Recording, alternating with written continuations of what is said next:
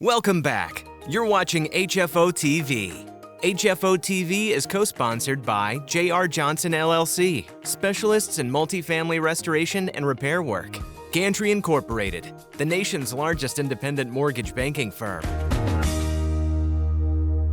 Welcome back to HFO-TV. I'm Greg Frick, partner at HFO Investment Real Estate, and today we have with me one of my partners, Tyler Johnson. We're going to talk a little bit about kind of the market, what we saw in 22, where we think we may go in 23. So, Tyler, thanks for taking the time to come have a little chat with our audience. Thanks for hosting. One thing Tyler and I both just got back from at the end of January was the National Multifamily Housing Council, which is a kind of a group meeting they have every year with all the kind of larger owners, vendors, owners, lenders, all going in one place. This year was in Las Vegas. So I thought it'd be great to bring Tyler in and kind of talk a little bit about, what we learned there, what he learned, kind of how we compare to other markets, and kind of some insights that we learned in Las Vegas. So again, thanks for taking the time to do this. Maybe kind of given, 22's been kind of a crazy year coming into 23. Maybe kind of give an overview, kind of what the theme was in Las Vegas when we were down there with all the national owners and REITs, or maybe there was an aha moment. What was your take from that? Well, it's funny. I was in L.A. at the Globe Street event in September, Right. which is a smaller version of the National Multifamily Conference. And then it was very pessimism on value. No one really understood what the market was. Pricing was a moving target, and lenders were skittish. Follow 3-4 months later in January, I really expected optimism to be up high.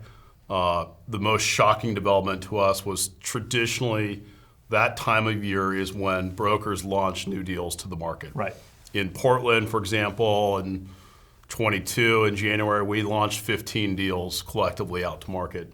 This year, there was one asset that came to market, an asset down on the waterfront. And it wasn't just the Portland and Northwest. I mean, that was kind of the theme throughout there just wasn't a lot of product being marketed in that event. So many of our clients are regionally focused. Right. The sponsors are working in Phoenix, they're in Denver, they're in Salt Lake, they're in the Bay Area, Seattle.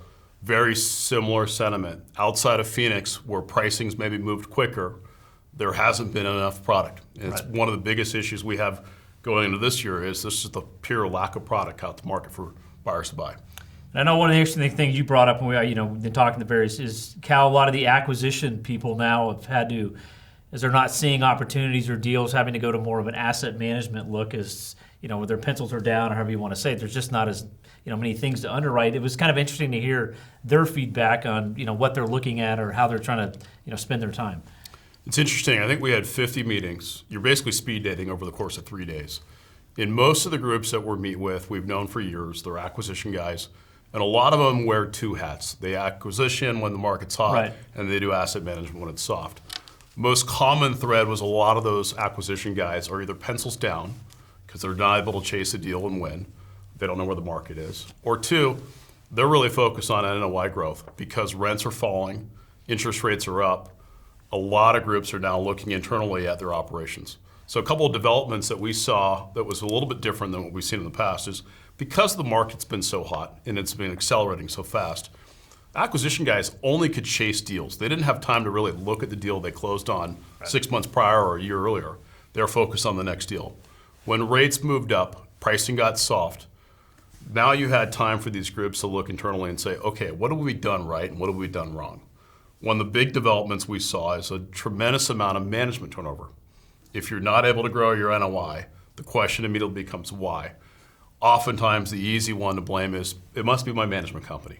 So we saw a lot of new management changeover. I was telling somebody a couple of weeks ago, I have never seen the amount of, maybe dissatisfaction is too harsh of a word, of people looking to make management switches as we've seen right now. I think it's a couple of things, COVID with management companies having the same problem everybody else is having in terms of employees and retention. And then like you said, you've got asked people now really digging into their numbers. Maybe they need somebody to blame, but I have never felt the, like I said, the dissatisfaction of clients talking about management that we've seen in probably the last 6 months. It's been amazing, and it was a repeated theme again and again in Vegas. Well, it's funny. We've gone through the greatest rent increase run-up in Portland's history over the last, call it 12 years. Right. Rents climbed so quickly that you didn't have to be a great management company. You had to keep your rents at market. And as soon as rents got soft in the fourth quarter, and then head into seasonal. The big question mark we have right now is this a seasonal adjustment like we've seen every year? Is there a hangover from COVID, or we still have tenant demand that was not paying rent and hadn't been evicted through the process yet? What is the real underlying issue? But to your point, a lot of groups looking internally realize the rents are flat, they're going the wrong direction, and they understand, hey, maybe now's the time to make a change.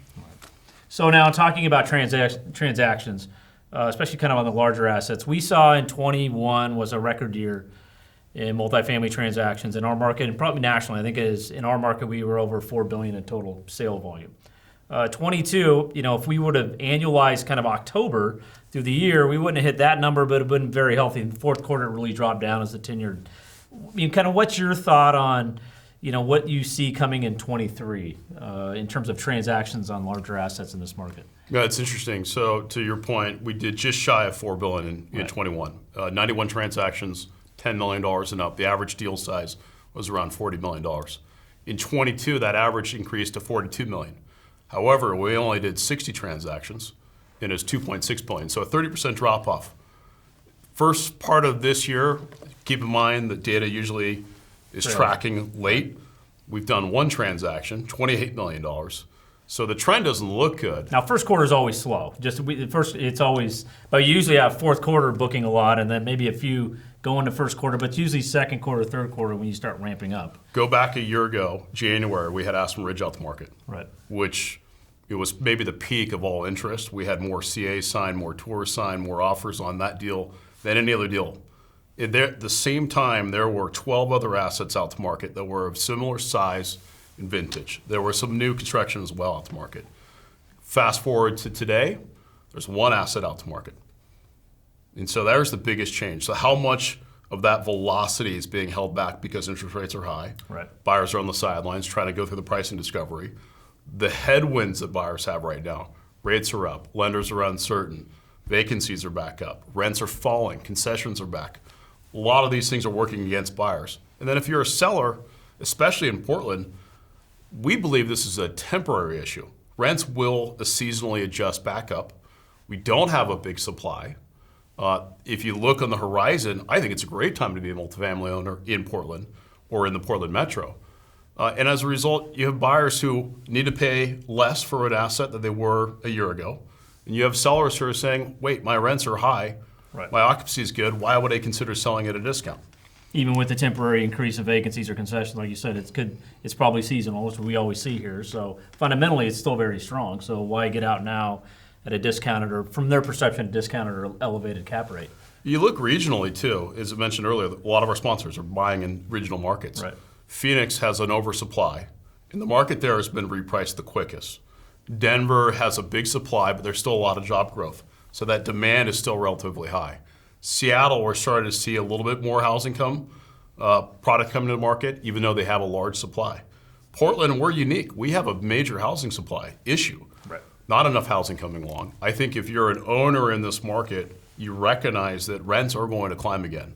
And it may be just as strong as it was back in 2011 when we came out of the last big recession. Which was delayed. I mean, when we came out of that, they didn't rocket up. It was a delayed in growth, but the growth was there, which was great. I think the other thing we're unique, I was, like comparing to, we don't have one big employer here that's driving it. Because, we're a little biased on the West Coast. We hear about all the layoffs, tech, and all that.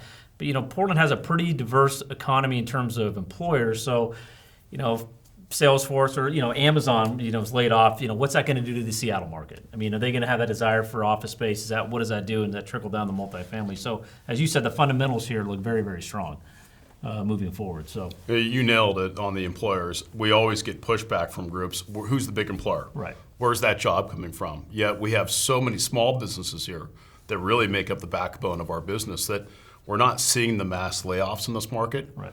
The remote working component, I think that's going to work in our favor. We are the most affordable West Coast market. So if you're a tech worker working remote and you're living in San Francisco, why wouldn't you move to Portland? Your rents are cheaper, your cost of living is cheaper, it's a better climate up here. So I think you're going to see more people migrating into Portland location. We see it every year after recession. If you follow going back to the 80s, every time there's been a recession in Oregon, our inbound migration has picked up. Right. And we're typically late getting in, a little later getting out, but you said the inbound migration increases at that point, which is, I think, said bode well for multifamily. What are some of the other headwinds you're concerned about when you're talking to your clients, looking forward in 23 for our market in specific? Is it legislative? Is it like I said, we talked about oversupply. It doesn't really seem to be on the horizon here as in some other markets. What's kind of your thought? The biggest one is the lending environment. Yeah. What is the Fed going to do with interest rates? Are we going to see 25 bips coming up? Is it going to be a 50 bip, 75% increase, or 75 bips? So that's the big question mark. The one constant for many years for us is you go to a market, you bring an asset out, you have multiple buyers submitting on it. They submit their offers, best and final offers, you go through their underwriting. The loan was almost a consistent process. Right. You rarely had an issue with a lender. You might have an issue with an asset, but the lender gave you a commitment and you could close on that commitment. Today, these commitments are getting retraded. And so if you're a buyer, your loan quote you get going into your underwriting is likely going to change. And then you have to make the adjustment for that while also competing to win. Right. And then what happens at closing 60 days later is your lender may retrade you again. And so that is what the biggest challenge we're seeing is getting a great buyer in contract is no longer a sure thing. Now you've got to figure out, is the lender being able to close on the terms they proposed? And are you feeling that the sellers are understanding that, or has it kind of been an education process? I know, again, in our market, it's a little unique that they don't have to go anywhere, and we've got good fundamentals. But what's the feedback you're getting from people thinking about selling it, because there's not as many out before? I mean, the groups that are active, they're obviously trying to buy and sell, so they know it. Yeah. The groups who are less active, more than likely, they've gone through the refinance equation recently. It's either a sell or refi, and they're learning the proceeds have been cut. They're learning that lenders are not being as aggressive as they once were.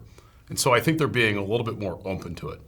For example, we haven't seen loan contingencies in ages. Yeah, we're seeing them now. Now we're seeing them on the private client side, and we're seeing them on the institutional side. That's a big change for us to see a well-capitalized partner have to have a loan contingency because they're not confident they can close at those terms. Which, again, we talked about back then. It used to be if we could get through the initial due diligence, the inspection, the third-party reports, the financing, I don't want to say it was a given, but there was enough confidence based on the strength of the borrower that there wasn't going to be an issue. Now, the due diligence, that's almost like the easy part. There's just the unknown as you've got other parties involved, and are they going to stay where they are? Where's it going to go? What's the 10-year doing today? It's added quite a few more variables in trying to get these things done. We were doing agencies for 80% of our financing for a long period of time, and that was consistent. You closed on the term sheet, you were going to get that loan. Then it went to the bridge market, which became a little bit different, but still you were able to get the proceeds. Now, I think about it, we've done bank loans. I haven't done a bank loan in 8 years, and I've done 3 this year. Credit union, we've done, a lot of variety of different lenders, in there. Very different. What are you, I know we've talked a little bit about things going to tertiary markets. Kind of what's your thought about some of the outlying areas? Do you think we'll see continued rent growth in those that we've, Salem's had a big run up. Up and down I-5 has had really explosive rent growth. What's your thought on that? Well, Salem's hot. The biggest issue there is you don't have supply, and they're just not building enough supply. And you've got the government there, which is deemed very safe and stable. So if you're talking about Portland not having a big employer, Salem's got the biggest employer. It's the state of Oregon. Right. So that market's very tight. And traditionally, you don't see a lot of turnover there. Owners there typically hold on for a longer period of time. I don't know what drives that, but there's just less supply. Heading down the I-5 corridor all the way to Medford, there's a tremendous amount of demand on the I-5. It is the same problem here as it is down there. We have a supply problem. We are simply not going to build enough housing to meet the demand. And you still have migration, maybe not to the city of Portland, but through the rest of the I-5 corridor, there are still people coming up from California, and that's driving that demand. And in terms of kind of looking forward with your, do you think we'll see cap rates settle out? If I know a lot of it's dependent on where the lenders end up, but kind of where do you think it felt like fourth quarter was so uneven. Nobody was ready to make a decision. I would say 2 months ago or a month ago we felt better, but kind of what do you think is going to look? When we're looking back, what do you think 23 is going to look like? So much driven by rates. Yep. However, I also will comment on the lack of supply right now as an opportunity. We've talked about there's no product out to market. There are buyers who are active. There are buyers who are exchange motivated, and there are only a few assets that those groups can go after. Case in point, I think you're selling an asset that is going to set somewhat of a record in this market. because the buyer was motivated by the 1031. Right. She didn't have a lot of options to choose from. A year ago, she would have had 15 different deals to look at. So I think there's going to be an opportunity for some sellers that choose to take advantage of the lack of inventory, where they may get better premium pricing than most. To answer your question on cap rates, it feels like we're moving above a 5. For some value-add assets, if there's still legitimate upside, I think you're going to see some areas like Vancouver still transact in the high 4s, as long as a buyer can move that NOI north of a 5.5. Depending on where the rents are, they market, not market. Yeah. But a stabilized new construction deal, it's probably going to be a 5. Are we going to move to 5.5 cap, Terry? I don't think so yet. Right. Private client side, probably. But there's just still too much capital on the sidelines to see that movement. We'll see some of it, depending on the asset, but for the most part, I think we'll stay in the low 5s. And so for clients that are, what are you telling them to, is the profile of the buyer having to change with these added, with the uncertainty on rates, added cap rate? Is it more of a longer term hold, coming in, doing a quick flip? Is that kind of, I don't say out of favor, but harder to make it make sense? So you've got to have a longer term hold horizon. Are you seeing the change of the buyer profile at all? Yeah, buyer profile is changing. The flight to quality was on, and that started really in the fourth quarter. Groups were no longer favoring any deal. They are favoring 90s construction and newer. The 1970s and what little 1980s product we have here, those buyers were sponsors that were not able to compete in the 90s space, in the larger spaces, and were chasing a 70 or 80 unit 1970s deal. Traditionally, there is not a big market for that product, right, as we know. And as a result of the stock market downturn, a lot of those sponsors were using bridge debt, and now they're having a hard time raising capital because their primary investors are kind of the headline investor. Well, Portland hasn't had the best headline, so that hasn't helped.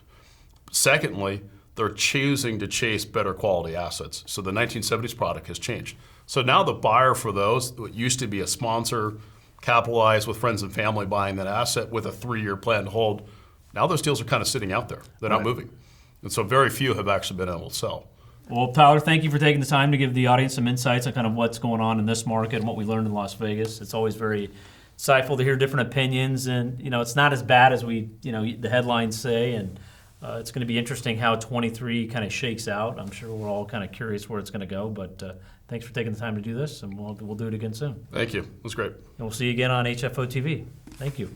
Our entire office specializes in multifamily real estate, making HFO the largest multifamily brokerage in the Pacific Northwest. Your success is our passion. Build your legacy with HFO. Call 503-241-5541 or visit our website at hfore.com for more information.